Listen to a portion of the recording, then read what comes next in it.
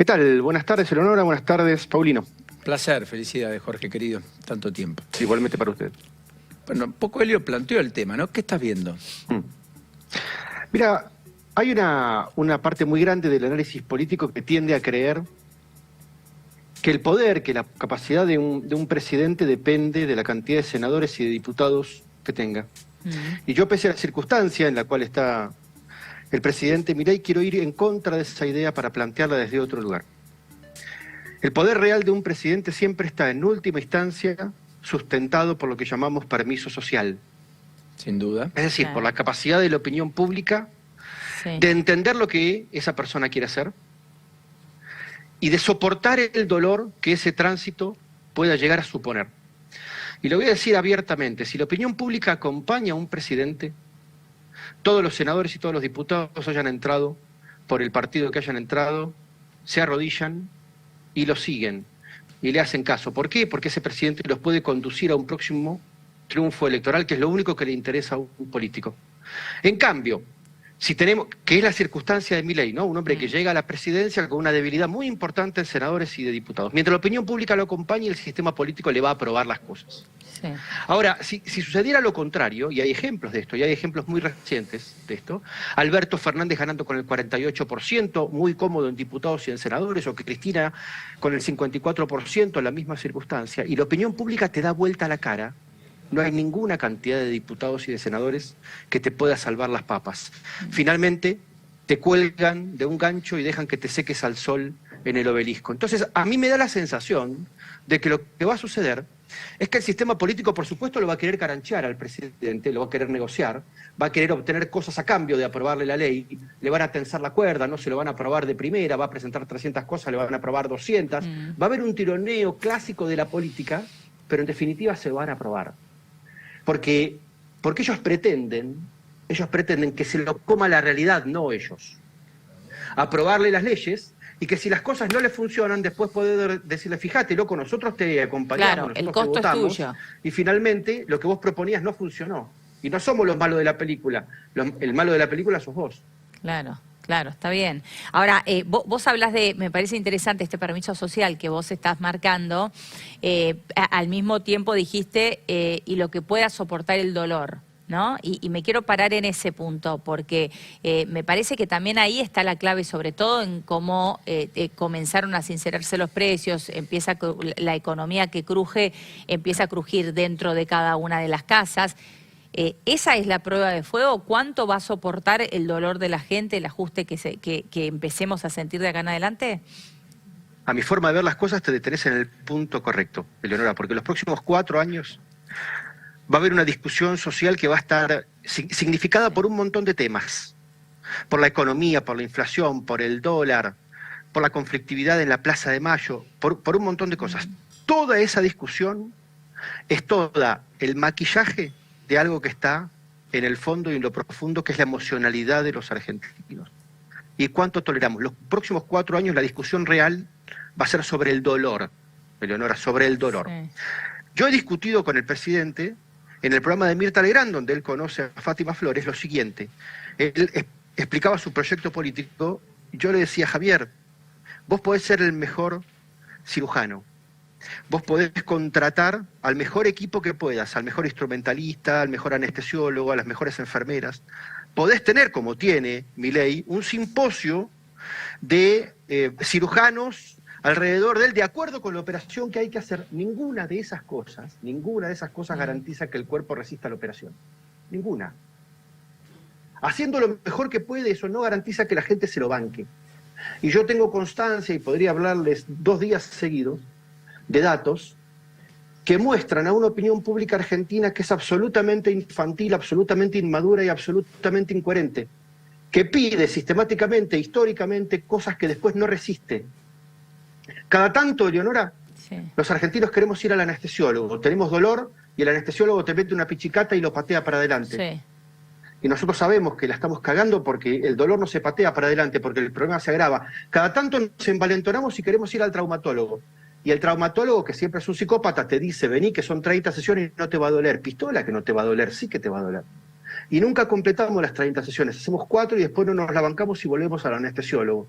Este es el juego que hemos vivido y que hemos producido los argentinos los últimos 200 años, por no contar los 400 del Virreinato del Río de la Plata, entre un modelo político y el otro. Entonces, el punto para un presidente es administrar a un pueblo que, insisto, es inmaduro, que es incoherente y que no sabemos si resiste el dolor. En el medio también está la ejemplaridad y la austeridad, ¿no? Que yo creo que son estandartes y valores que la política debe tener, y la dirigencia en particular, para reconstruir autoridad. Porque finalmente todo eso que vos decís quizás tenga mayor o menor plafón, si en el poder lo que hay es austeridad y una clara ejemplaridad en el sentido de lo que te piden.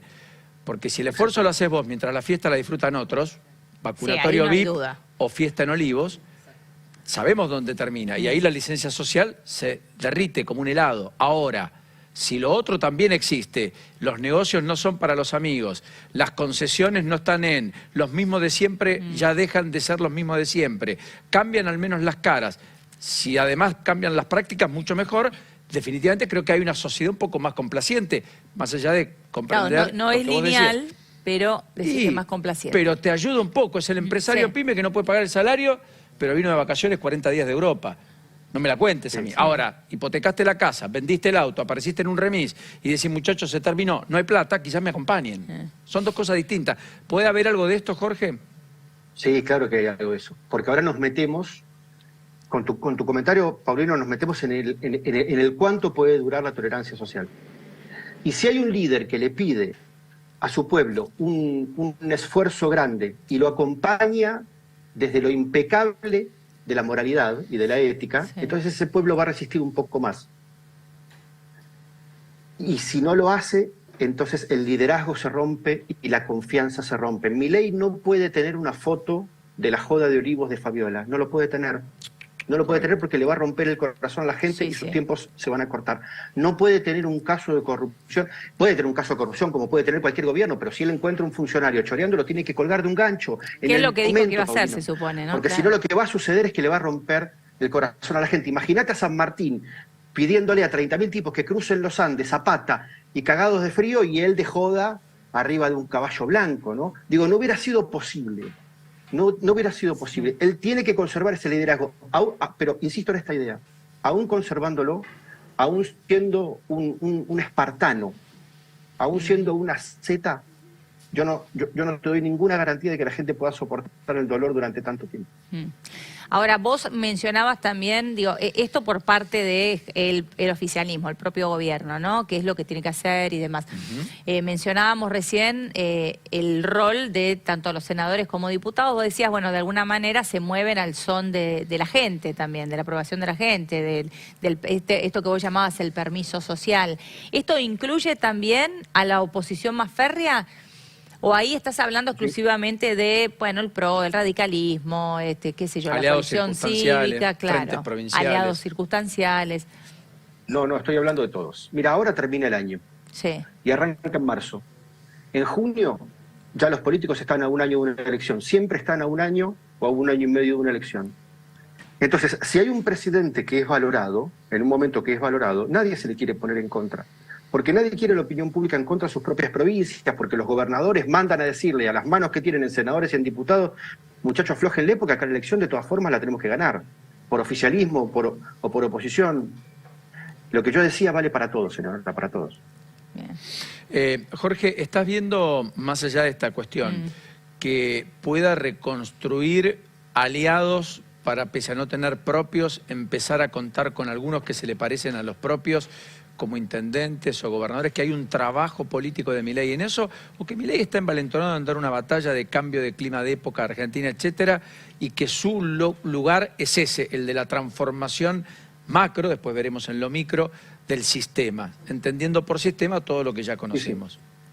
Mira, yo creo que él cometería un error si pretende gestionar para ganar las elecciones de medio término, para decirlo bruscamente. Porque la intención de un presidente de ganar las elecciones de medio término es meterse en el miedo, es tratar de calmar el dolor, es tratar de conformar a todos. Y entonces empiezan a negociar con el miedo y el miedo te lleva a la nada y el sistema político te caranchea. Sí, porque el miedo paraliza. La única forma, claro, te paraliza. Yo creo que él puede ganar las elecciones de medio término queriendo perderlas, Paulino, para ser brutal. Sí. Correcto, entiendo. Sí. Y me parece que él acierta en ese primer acto simbólico de hablar en las escalinatas del Congreso de cara a la opinión pública. La opinión pública no estaba en la plaza, estaba del otro lado de las cámaras, pero sí de cara a la opinión pública. Si él niega al sistema político y gobierna de cara a la opinión pública y le va bien, el sistema político se le va a allanar. Y si le va mal, lo van a colgar de un gancho. Bueno, hasta ahora ha demostrado que evidentemente no le importa o no le teme a pagar el costo, ¿no? Digo, con el mega DNU también lo ha demostrado. Digo, La cuota de osadía. La osadía alta, o valentía la tiene sin lugar a duda. Yo creo que eso es, porque pensaba en esto que vos decís, no tiene que intentar querer ganar en las elecciones de medio término, porque ahí volveríamos al plano, usando la imagen que vos decías, Jorge, volveríamos al anestesista, volveríamos a la anestesia para intentar ganar esas elecciones de medio término, ¿no? Bueno, lo que vos comentás me parece que vale más o vale menos en función de contra qué Milei lo comparemos. Y lo comparamos con el Milei anterior, las PASO, que era un incendiario que decía todos los planes sociales se van, vamos a echar el 70% de la planta del Estado. Es decir, el Milei más incendiario, el Milei de mayor voltaje, sí, que tenía esa forma de estrategia como método de posicionarse frente a la opinión pública, si lo comparamos contra ese, hoy lo vemos un poco temeroso. Si lo comparamos contra el Milei, que está entre las PASO y las generales, y entre las generales y la segunda vuelta, está bastante cerca de lo que dijo que iba a hacer, que era un Milei mucho más mesurado que el primero. Digo, está siendo consecuente con el segundo Milei, no con el primero. Y entonces hay una parte de su público que lo está corriendo como si te dijera por derecha. Che, loco, acordate que el año pasado vos dijiste que ibas a voltear todo y no estás volteando todo, estás volteando una parte. Sin embargo, yo estoy midiendo, voy a publicar datos mañana, sí. Y lo que te puedo decir es que el público primario de Milei, los 30% de los PASO y en las generales, están contentos con lo que él está haciendo. Que tiene Me parece que todavía no le llegó la boleta de la luz. O sea, su núcleo duro, está bien. Sí, está bien. Claro, pero el otro 25% está aceptándolo y lo está mirando como de reojo. Expectante. Pero está bien lo que marcás, porque de ese 30% inicial de Milei, no menos de 20-25 puntos se explican, no del total de los votos de Milei, sino porcentuales brutos, sí, de sectores que acompañaron recientemente más al peronismo que cualquier otra fuerza.